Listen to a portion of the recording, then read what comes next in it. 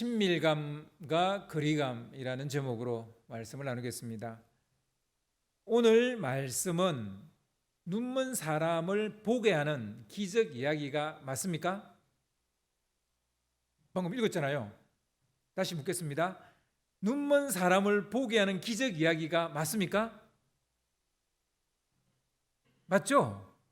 예.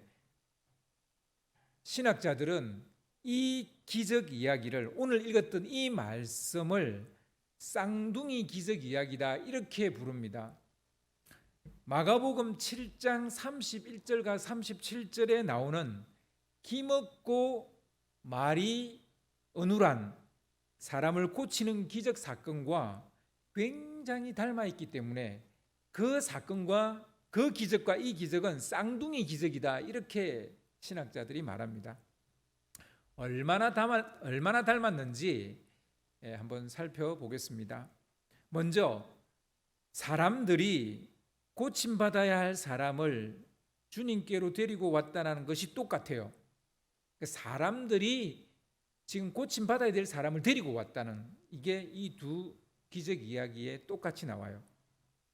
7장 32절을 보면, 마가복음 7장 32절을 보면 사람들이 기먹고 말 더듬는 자를 데리고 예수께 나와 안수하여 주시기를 간구하거늘. 그리고 마가복음 8장 22절을 보면 베세다에 이름에 사람들이 맹인 한 사람을 데리고 예수께 나와 손대시기를 구하거늘. 두 사건 모두 사람들이 직접 고침받아야 할 사람을 데리고 왔다라고 말하고 있습니다. 맞죠? 참으로 인간적이고 따뜻하고 훈훈한 모습입니다. 사람에게는 이기심만 있는 것은 아니죠. 이타심도 동시에 있습니다. 이기심이 없는 사람이 없듯이 이타심이 없는 사람은 없습니다. 사이코패스 정도 되면 이타심이 좀 없을 수는 있습니다. 이타심이 없다면 사람은 집단 생활을 할 수 없습니다. 여러분, 우리가 집단 생활이 가능한 것은 이타심이 있기 때문이에요. 사회성을 발휘할 수가 없어요. 이타심이 없으면. 요즘 사람들은 사람을 지나치게 이기적인 유전자만을 가진 존재로 이해하려고 합니다. 매스미디어를 보면 오감을 자극하는 이기주의자만 득실거리는 세상에만 포커스를 맞추는 경향이 있습니다. 뉴스에 보면 전부 다 이기주의자들이 만들어 놓은 어떤 세상을 막 뉴스에서 떠들어댑니다. 드라마도 보면 정말 이기주의자들만 모여 사는 세상을 꼭 그리고 있는 것처럼 그렇게 드라마가 상영되고 있습니다. 우리 안에는 이타적인 유전자도 함께 공존한다는 사실을 매스미디어는 이야기하지 않아요. 왜 그런지 모르겠어요. 그러나 분명한 것은 이기심과 이타심은 공존합니다. 우리 사회는 훨씬 더 이런 이타심을 좀 더 이야기해주면 훨씬 더 좋은 사회가 될 텐데 자꾸 이기심이 드러난 사회만 계속 이야기하니까 세상이 더 나빠지는 것 같아요. 기억해야 할 것은 우리 안에 이기심과 이타심이 동시에 공존하며 우리가 어느 것을 쓰느냐에 따라 그런 사람이 되어진다는 것입니다. 이기심을 계속 쓰는 사람은 이기주의자가 되는 거고 이타심을 쓰는 사람은 이타주의자가 되는 것이죠. 아무튼 사람들이 병든 사람 한 사람을 예수님께 데리고 왔다. 얼마나 아름다운 모습입니까? 두 기적 사건이 닮았다는 또 다른 증거는 예수님이 장애인을 친히 만져주시기를 바랬다는 거예요. 사람들이 예수님에게 이 장애인을 만져주기를 바랬다는 겁니다. 두 기적 다 그랬다는 거예요. 스킨십이죠. 스킨십 없이 그냥 말로 고쳐주기보단 주님이 친히 그들을 만져주시길 기대했다는 것입니다. 주님은 말씀만으로도 치유하실 수 있습니다. 그들이 그것을 몰라서 신체 접촉을 원했다고 생각하지는 않아요. 이전에 주님께서 그냥 말씀으로만 치유하셨어요. 말씀만 하셔도 고칠 수 있다는 믿음이 더 큰 믿음 아닙니까? 그런데 어째서 사람들은 큰 믿음대로 말하지 않고 비록 작은 믿음인 것처럼 보이는데 주님이 친히 만져주기를 원하는 것일까요? 때로는 저는 그렇게 느낍니다. 주님, 큰 믿음도 좋은데 저를 한번 만져주세요. 안수해 주세요. 저는 그걸 더 원하고 싶어요. 여러분은 어떤지 모르겠습니다. 큰 믿음이 있는 것처럼 말하는데 인간적인 냄새가 하나도 안 나는 사람이 있어요. 전 싫어해요. 여러분 어떤지 모르겠습니다. 여러분 큰 믿음도 가지시고 인간적인 모습도 있기를 바랍니다. 스킨십은 우리가 생각하는 것보다 우리 인간에게 훨씬 중요한 것이고 본질적인 것이라는 것을 우리는 알아야 됩니다. 신체 접촉이 심리적인 안정을 주는 것은 우리의 풍습을 보면 알 수 있어요. 우리가 처음 만날 때 왜 악수합니까? 뭐 어색하기도 하고 혹은 상대가 나를 공격할까 봐 나는 지금 평화적인 마음으로 당신에게 갑니다라는 의미에서 악수하는 거고 뭐 볼에 키스하는 거고 그런 거 아닙니까? 혹은 허깅도 마찬가지예요. 그러니까 나는 당신에게 무장해제를 했습니다. 이런 의미잖아요. 그죠? 그래서 이 신체 접촉이라는 것은 안정감을 주는 겁니다. 사람은 눈에 보이는 현상적인 문제만 해결하기를 원하지 않습니다. 예를 들어서 귀 먹은 사람이 들리기만을 원하지는 않는다는 거예요. 물론 듣게 되면 좋죠. 거기에다가 나를 듣게 만드는 그 사람을 만지고 싶다는 거예요. 사람은 저 사람으로부터 저 사람이 나를 사랑하는지를 확인하고 싶어요. 그래서 물어봅니다. 나를 사랑해요? 예, 사랑해요. 근데 전혀 손도 안 만지고 아무것도 안 만져요. 그럼 뭔가가 부족하다는 느낌이 있어요. 그죠? 그런 거예요. 사람은 이와 같이 스킨십이 있어야 되는 겁니다. 심리적 안정감을 원합니다. 상대가 나를 받아주기를 원합니다. 사회에 소속되기를 원합니다. 그냥 앞을 못 보던 사람이 앞을 보게 되는 것만 원하지 않아요. 그것을 통해서 안정감도 원하고 그것을 통해서 상대가 나를 받아주기를 원하고 그것을 통해서 내가 여기에 소속된 사람이라는 것을 느끼기를 원한다는 거예요. 이게 사람입니다. 스킨십이 관계의 깊이를 더한다라는 이 심리학자들의 주장은 이제 뭐 고전이 되어 버렸을 정도로 우리에게는 잘 알려져 있는 이야기입니다. 주님도 그들이 바라는 대로 신체 접촉을 마다하지 않았다는 것을 알 수 있죠. 그래서 마가복음 7장 33절, 마가복음 8장 23절을 좀 띄워주시기 바랍니다.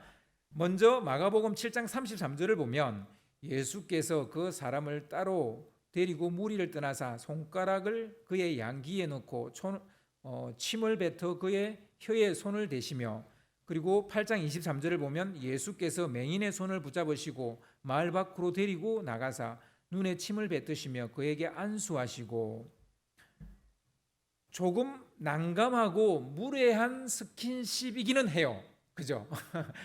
그렇지만 분명한 것은 주님이 스킨십을 거절하거나 싫어하지 않았다는 사실이에요. 이 말씀을 읽으면 읽을수록 도리어 적극적으로 신체 접촉을 하시려고 하신다는 것을 눈치챌 수 있습니다. 그냥 기먹은 사람의 귀를 두 손으로 이렇게 살짝 감싸면 될 걸 굳이 손가락을 그 귓구멍에 이렇게 집어넣어야 되겠습니까? 침을 뱉어서 그 침을 상대방의 그 혓바닥에 혹은 눈두덩이에 일부러 꼭 발라야 되겠습니까? 약간 불필요한 행동으로 비칩니다. 오해 살 행동이 될 수도 있습니다. 어찌 보면 너무 불결해 보입니다. 꼭 그렇게까지 하셔야 하는가라는 의문이 생깁니다. 하지만 분명한 것은 주님이 적극적인 스킨십을 하셨다는 거예요. 그냥 대충 살짝 만진 게 아니라는 거예요. 그냥 대충 그냥 이렇게 그냥 어깨에 손 한번 토닥 그 정도가 아니었다는 거예요. 굉장히 적극적인 스킨십을 하셨다라는 것입니다. 우리는 지금 스킨십을 두려워하는 시대에 살고 있어요. 이 조금만 잘못하면 이제 성희롱이 될 수 있고 성폭력이 될 수도 있는 이런 시대입니다. 그래서 요즘 스킨십은 여러분 정말 조심하시긴 하셔야 돼요. 그렇지만 이 스킨십이 사라져 간다는 것은 너무나 안타깝습니다. 그래서 우리는 그걸 잘 해야죠. 스킨십을 해야 될 사람과 하지 말아야 될 사람을 잘 구별을 해야죠. 그래서 스킨십을 해야 될 사람은 더 적극적으로 스킨십을 하셔야 되고, 그리고 이 사람에게는 스킨십을 하면 안 되는 사람에게는 절대 하면 안 되는 거고, 이제 이게 중요한 거죠. 근데 이제 하지 말아야 될 사람한테 스킨십을 하고 정작 스킨십을 해야 될 사람한테는 하지 않으니까 이게 이제 문제인 거죠. 코로나 바이러스도 지금 한몫하고 있습니다. 실은 스킨십이 면역력을 도리어 키워준다고 뭐 그런 보고가 있습니다. 근데 우리는 이 스킨십을 하지 않으니까 면역력은 더 떨어지고 사실 바이러스에 우리는 더 약해져 가고 있는 거죠. 참 아이러니하죠.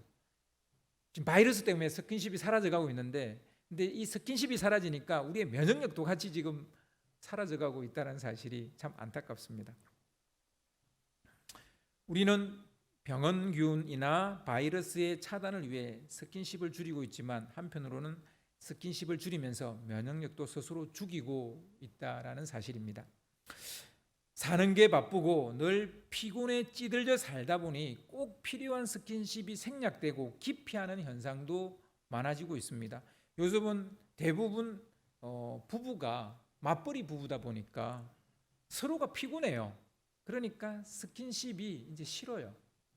그냥 나를 좀 가만히 둬 이렇게 되는 거죠. 그러니까 스킨십이 사라져가는 시대. 가족끼리 왜 이래? 이런 말이 농담으로 이제 서로 주거니 박거니 할 정도의 시대가 돼버렸습니다.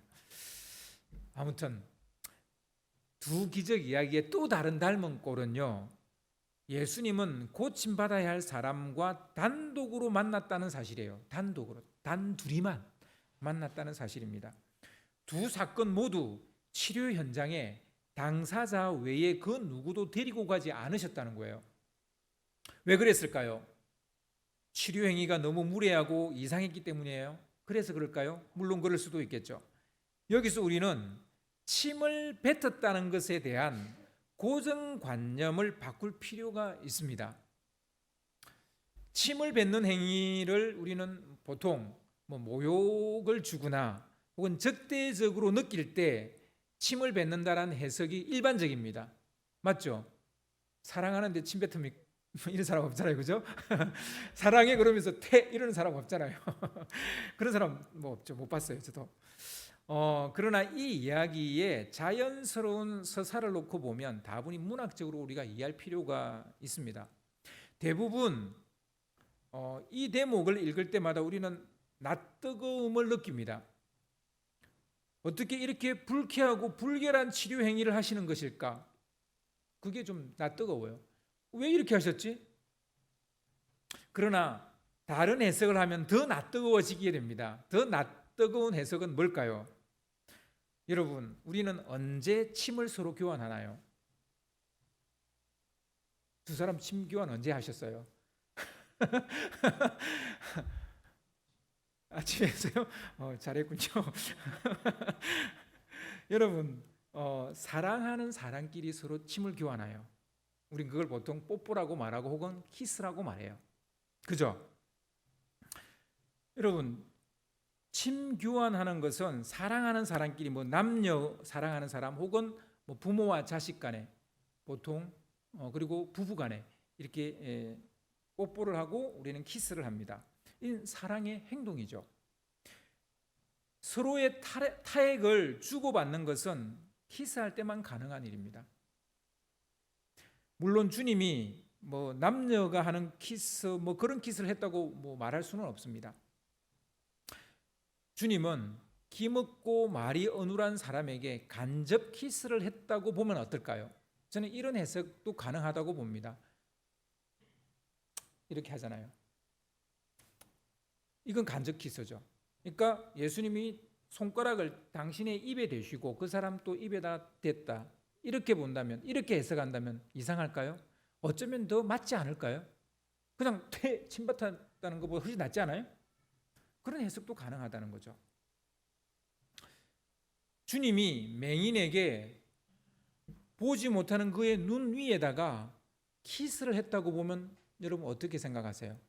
눈에다 가서 침을 뱉었다기보단 그 눈에다가 키스를 하시고 안수하셨다. 이러면 어떨까요? 그 머리를 양손으로 잡으시고 그 눈에 자신의 혓바닥을 갖다 댔다고 생각을 해보세요. 이게 훨씬 더 맞는 것 같지 않아요? 이 해석이 낯뜨거울지는 몰라도 이것은 친밀감을 의미한다고 말할 수 있습니다. 그래서 이 침을 뱉었다라는 이런 그 기록이 사실은 조금 그렇긴 해요. 왜냐하면 예수님이 아무도 안 데리고 갔는데 이것을 기록한 것은 제자들이거든요. 그러니 약간 이 부분이 좀 거칠게 그렇게 기록되어졌을 수도 있다. 뭐 이런 생각도 해볼 수 있겠죠. 아무튼 이건 뭐 에로스적인 키스는 아니에요. 아가페적인 키스라고 볼 수 있을 것입니다. 주님은 둘만 있는 장소에서 이와 같은 친밀감을 드러내는 치료 행위를 하셨다라는 것은 분명합니다. 그러니까 적대적인 행위를 하시고 치료한다, 이는 말이 안 되잖아요. 친밀감적인 행동을 하시고 치료하셨다, 이게 훨씬 더 말이 되는 거잖아요. 예수님은 단순한 신체 접촉을 넘어 인간이 느낄 수 있는 최고 수위의 친밀감을 보이신 것입니다. 여러분, 이 타액을 주고받는 것은 최고 수위의 친밀감이에요. 이보다 더 친밀한 건 없어요, 사실은.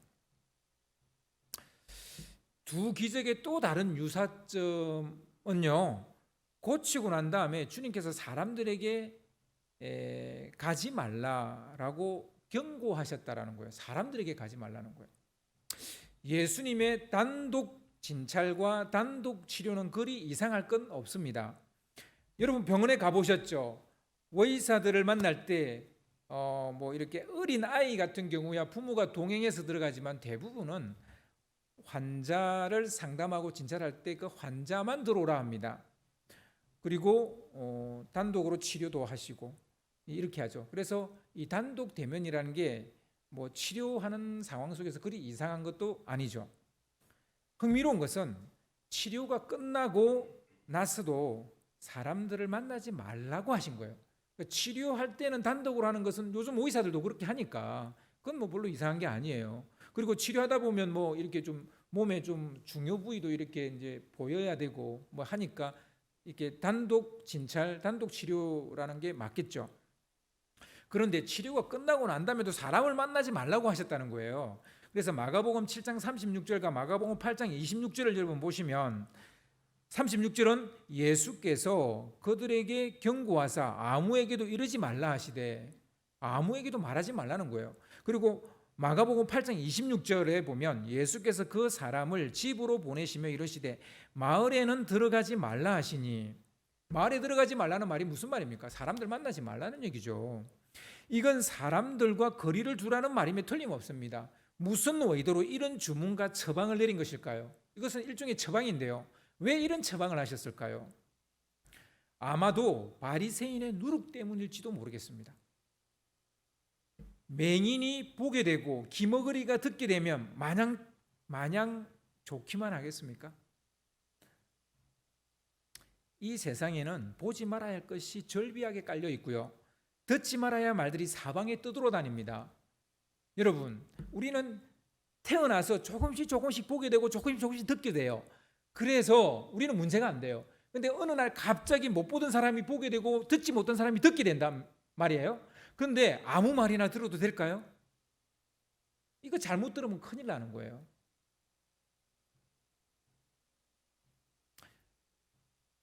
특별히 바리새인의 교훈은 구원의 은혜를 앗아가기에 충분합니다.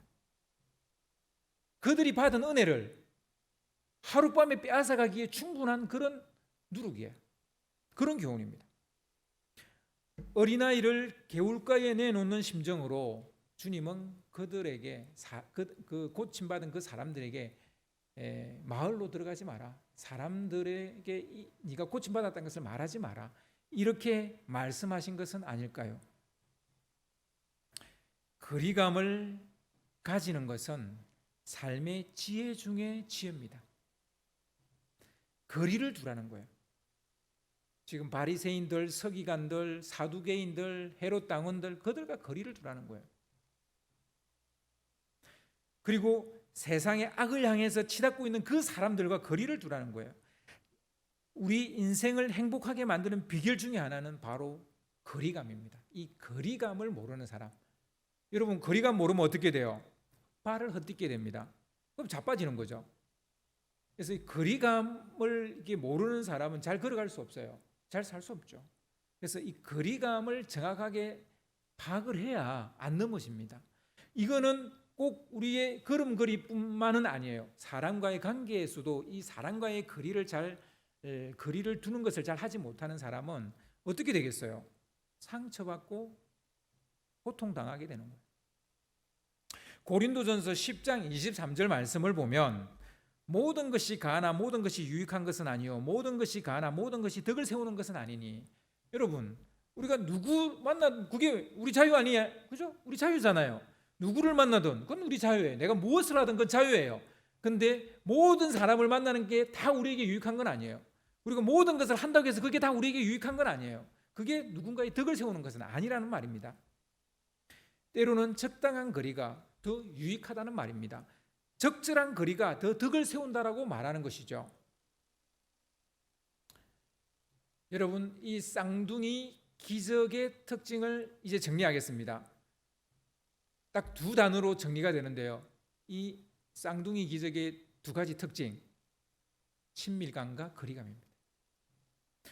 이 두 감각은 상반된 감정처럼 보이지만 실은 바늘과 실의 관계예요. 친밀감이 없는데 어떻게 거리감이 있겠어요? 친밀함을 어느 정도 거리를 이렇게 조절하는 게 거리감이에요. 그런데 거리감이 없는 친밀감은 굉장히 위험합니다.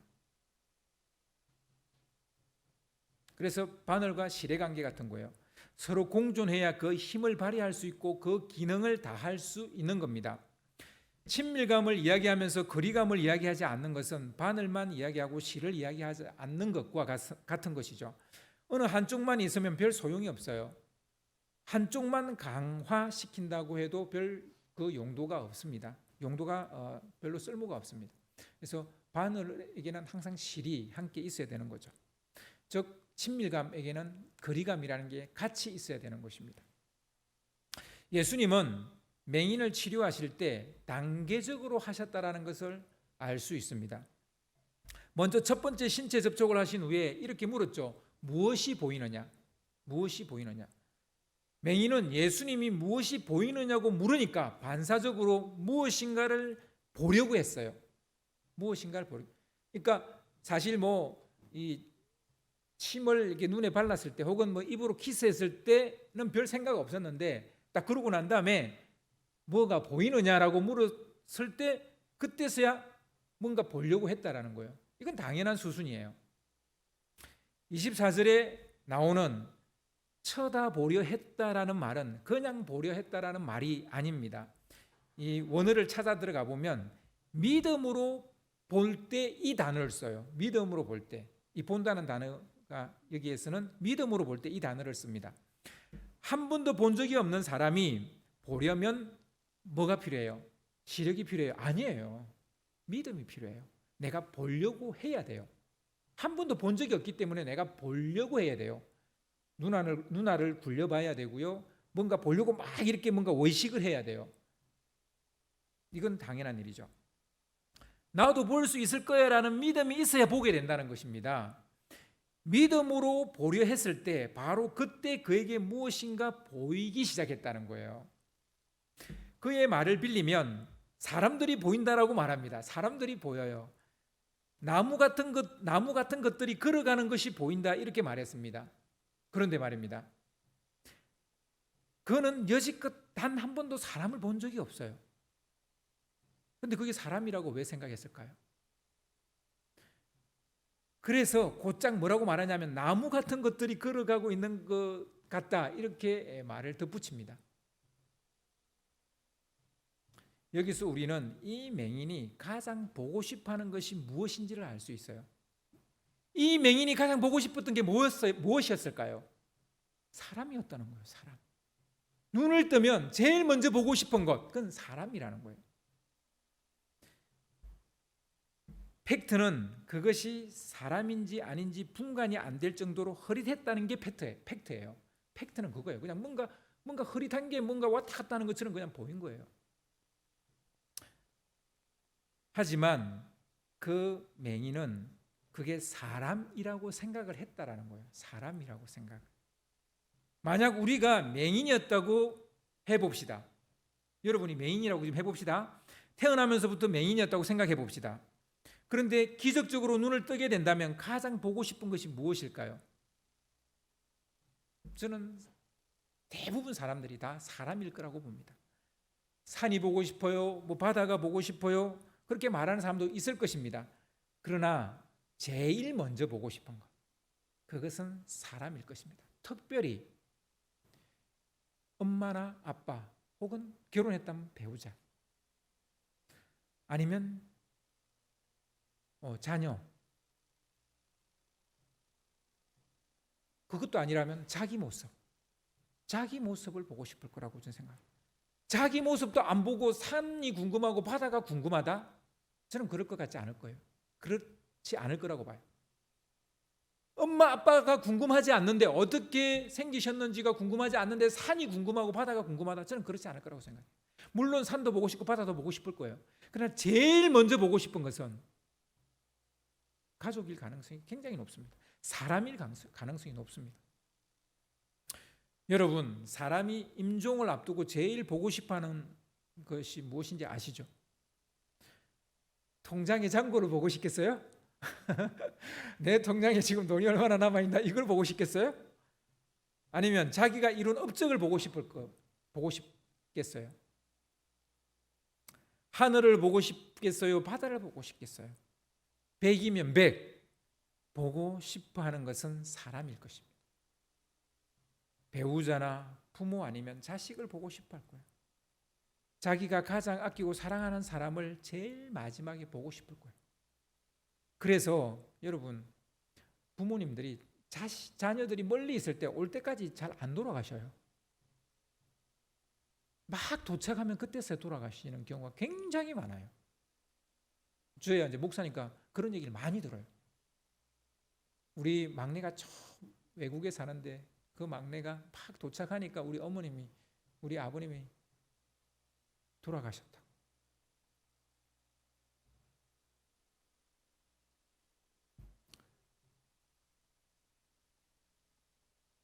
대부분 죽음을 앞둔 사람들이 이 꿈에서 부모나 돌아간 형제를 많이 봐요.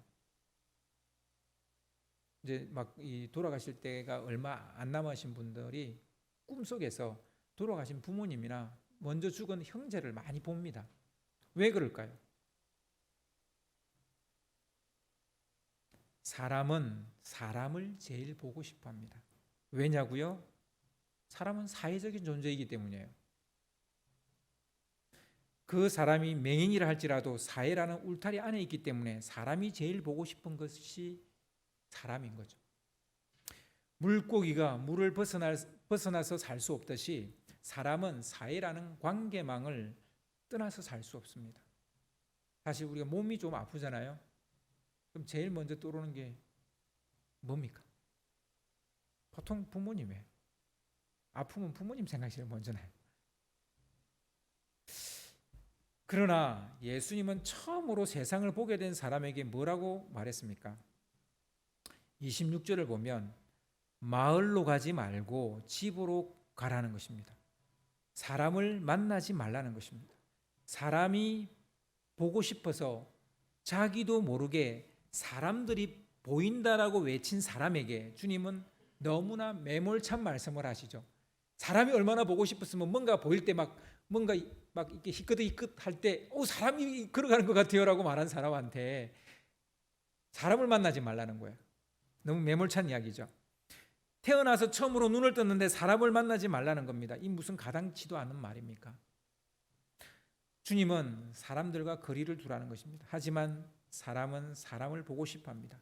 무슨 말인가 하면 사람은 사람과 친밀감을 느끼고 싶어 합니다. 그러나 대부분의 사람들은 사람과 친밀감을 느끼려고 하다가 대래 상처를 받고 도리어 잘못된 길을 들어서고 어려움을 당하게 된다는 거예요. 아픔을 겪는다는 거예요. 가슴앓이를 하게 되고 고통스러워한다는 거예요. 그놈의 친밀감이 뭐라고 그것 때문에 목을 매는데 그것 때문에 또 진짜 목을 매는 거예요. 이런 현상이 일어나고 있습니다. 그래서 주님이 지금 말씀하시는 것은 사람들과의 친밀감 좋다는 거예요. 그렇지만 사람들과의 거리감도 네가 가지고 있느냐? 그걸 지금 이야기하시는 게 아닐까 이런 생각을 해보게 됩니다. 일정한 거리를 두지 않는 친밀감은 상처를 줄 수밖에 없습니다. 그래서 우리는 거리감이 뛰어난 사람이 되어야 돼요. 이 거리 감각이 좋아야 됩니다.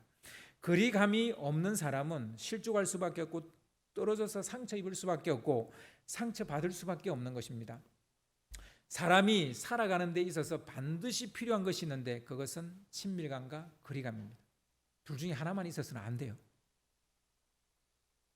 사람은 친밀감이 없으면 살 수 없습니다. 하지만 그 누구와도 일정한 거리를 두지 않으면 또한 살 수 없습니다. 막 질리게 되죠. 사람한테 질리게 돼요. 거리감이 없으면 사람한테 막 질리게 돼요. 부부라 할지라도 거리를 두어야 합니다. 가족이라 할지라도 일정한 거리가 필요합니다. 물론 어떤 관계냐에 따라 거리 두기가 달라져야 합니다. 모든 사람에게 똑같은 거리 두기를 한다면 그것은 거리 두기 하지 않는 것과 똑같아요. 여러분, 저와 저희 집사람과의 거리 두기와 저와 우리 김홍 집사님과의 거리 두기가 똑같으면 안 돼요. 달라야 돼요. 그게 정상이에요.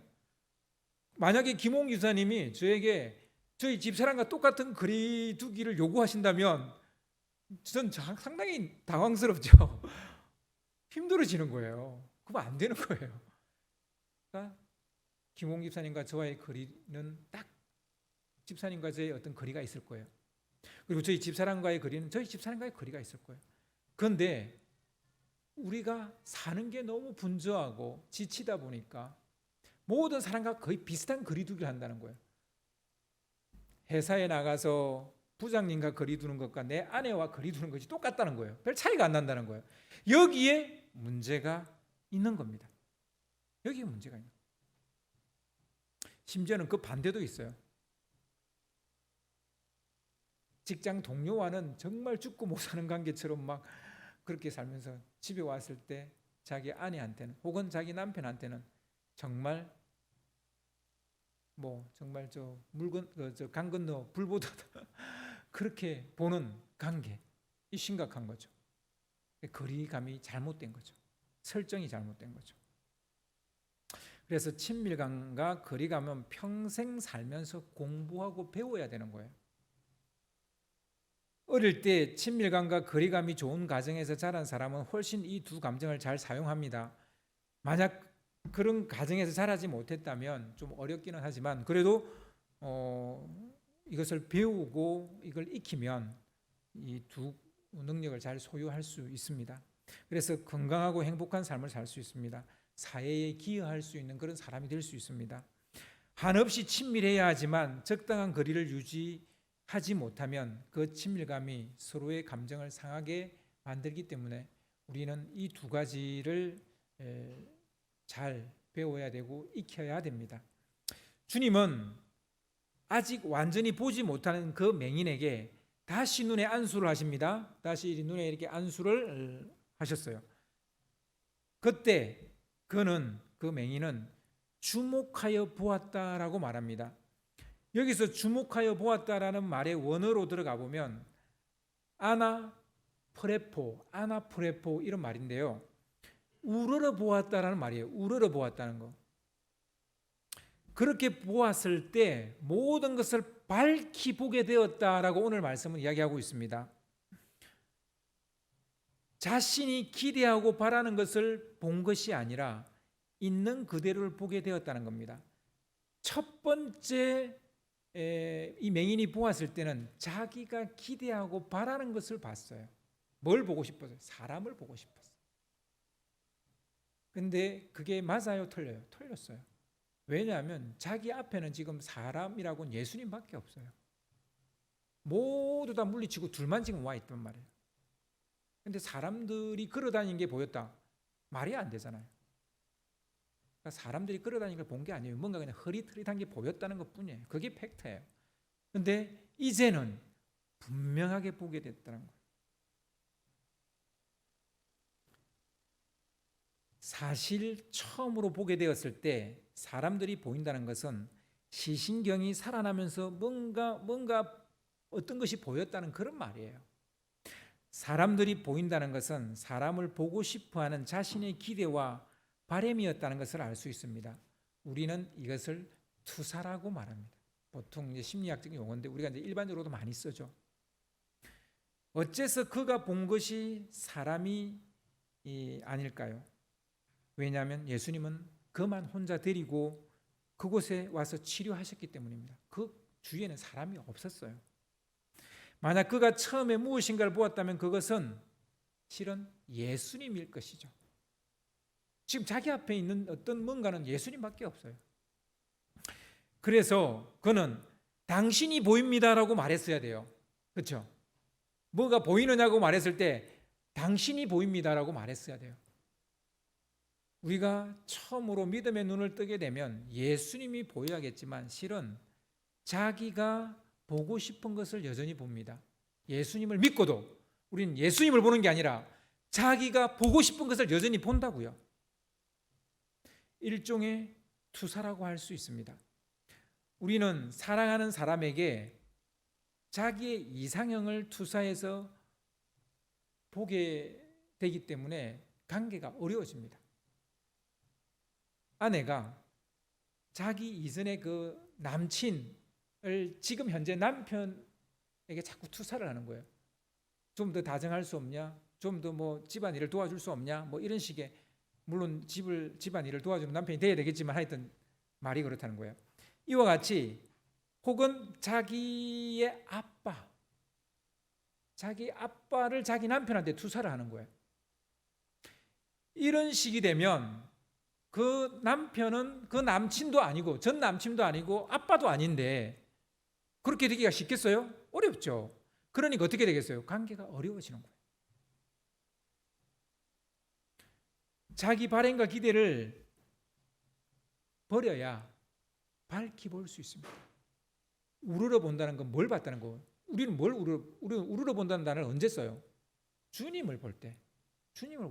예수님을 바라볼 때, 진정으로 예수님을 바라볼 때 내가 보고 싶은 거 말고 예수님을 바라볼 때 우리는 어떻게 된다? 밝히 볼 수 있게 된다는 거예요. 그래서 예수님 안에서 우리가 모든 것을 볼 때 가장 밝히 볼 수 있게 되는 겁니다. 우리는 자식에게 자기 꿈, 아빠인, 엄마인 자기 꿈을 투사해서 보죠. 그러니 자식은 내가 아닌데, 자식은 내가 아니잖아요. 그냥 자식이지. 그 애는 그 애지. 그런데 내 꿈을, 내 소망을 자식에게 투사해서 보니까 부모 자식 간이 어려워지는 거예요. 우리는 이와 같은 투사를 해서 상대를 보기 때문에 밝히 보지를 못하는 거예요. 요즘은 이 드라마가 또 문제예요.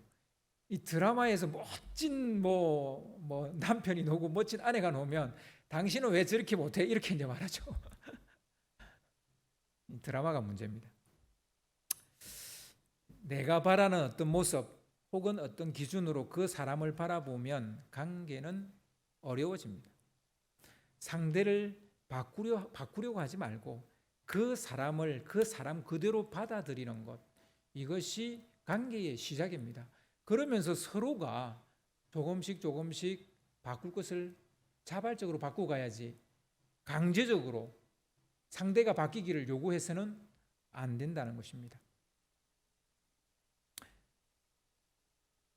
투사한 것으로 그 사람을 대하면 접점은 절대로 생기지 않습니다. 평행선, 평행 이론이죠. 그냥 평행선이 계속 유지되는 거예요. 어쩌면 더 멀어질지도 몰라요. 우리는 보고 싶은 것만 보고 듣고 싶은 것만 듣고 하고 싶은 말만 하죠. 객관적으로 보지도 듣지도 말하지도 못하죠. 선택적으로 보고 선택적으로 듣고 선택적으로 말하죠. 내가 바라는 것을 타인에게 투사하면 그때부터 우리는 친밀감도 깨지고 거리감도 잃어버리게 됩니다. 거리도 잘 유지하지 못하고 친밀감도 깨어지게 됩니다. 거리감을 가져야 하는 것은 악 영향을 받지 않기 위해서입니다. 주님께서 그래서 이 거리감 이야기를 하신다고 봅니다. 바리새인들의 누룩을 주의하라는 말은 그들의 교훈을 멀리하라는 말이죠. 멀리할 것은 멀리해야 된다는 거예요. 피해야 될 것은 피해야 된다는 거예요. 무슨 자기가 대단한 사람이라도 된 것처럼 뭐 다 자기는 모든 것을 극복할 수 있는 것처럼 뭐 그렇게 멀리할 것도 멀리하지 않고 피해야 될 것도 피하지 않는 그런 사람, 저는 어렵다고 봅니다. 친밀감에 실패했다면 스킨십부터 시작하셔야 돼요. 거리감에 실패했다면 투사가 일어나고 있는지 없는지부터 확인하셔야 돼요. 여러분, 이것은 투사는 사랑이 아니 집착이고 조종입니다. 신앙은 두 가지 시각을 가져야 신앙을 가졌다고 말할 수 있는데요. 첫 번째 시각은 믿음의 눈이에요. 믿음으로 보려고 하는 거예요. 그게 신앙입니다. 그럴 때 친밀감이 생겨요. 배우자를 믿음으로 바라봐야 돼요. 자식을 믿음으로 바라봐야 돼요. 부모님을 믿음으로 바라봐야 돼요. 믿고 바라봐야 되는 거예요. 회사 동료를 믿음으로 바라봐야 돼요. 주위 사람들 믿음으로 바라봐야 돼요. 이 믿음이 깨지면 친밀감은 깨지는 겁니다. 하나님을 믿음으로 봐야 돼요. 그래야 하나님과 친밀감이 유지될 수 있어요. 그 믿음이 깨져버리면 그냥 믿음은 끝이에요. 두 번째 시각은 우러러 보는 겁니다. 이것을 우리는 보통 경외감 혹은 하나님을 두려워한다 이런 말로 우리가 표현을 하는데요. 이것은 존중하는 것이고 배려하는 것입니다. 그래서 존중과 배려는 거리감입니다. 이것은 친밀감이 아니에요. 존중과 배려는 거리감이에요. 거리감에 속하는 언어예요. 그래서 우리가 살면서 사랑한다 말하면서 존중하지 않는다. 친밀감은 있는데 거리감이 없다는 얘기죠. 그리고 사랑한다면서 배려하지 않는다. 똑같은 얘기가 됩니다. 그래서 우리는 두 가지 시선을 가져야 됩니다. 하나는 믿음의 눈, 하나는 무슨 눈? 우러러 보는 눈. 이 눈이 다 같이 있어야 됩니다. 하나님을 믿기로 했다면 자기의 신앙적 견해를 투사해서 보면 안 됩니다. 그냥 예수님을 바라보셔야 돼요. 그래서 히브리서 12장 2절 말씀처럼 믿음의 주요 또 온전케 하시는 이인 예수님을 바라보아야 됩니다. 이 맹인은 보자마자 예수님을 바라봤어야 되는 건데 사람을 보고 싶어 했다는 거예요. 여러분, 우리가 예수님을 믿고 난 다음에 제일 먼저 우리가 봐야 될 것은 바로 예수님입니다. 예수님을 온전히 알아야 됩니다. 예수를 온전히 알아야 하나님도 볼 수 있습니다. 그리고 또 이후에 우리가 사람들도 잘 볼 수 있게 됩니다. 그래서 우리 그 복음송 중에 뭐 그런 노래 있잖아요. 세상을 보며 뭐죠? 가사가? 사람을 보며 세상을 볼 때 만족감이 없은데 맞죠? 그죠? 사람을 통해서 하나님을 보면 안 돼요. 예수님을 통해서 하나님도 보고 예수님을 통해서 사람을 봐야 돼요. 믿는 사람도 그렇게 봐야 됩니다. 우리는 주님과 친밀감과 거리감을 동시에 가져야 됩니다. 예수님 좋다고 예수님을 그냥 막 대해서는 안 되는 거죠. 정말 존중하고 존경해야죠. 경외해야죠. 그래서 우리는 우리의 신앙에 이 친밀감과 거리감이 있는지, 또 우리의 모든 관계 속에 이 친밀감과 거리감이 있는지 우리는 한번 돌아볼 필요가 있습니다. 이 두 가지를 붙들고 승리하는 여러분 되시기를 주님의 이름으로 축원합니다.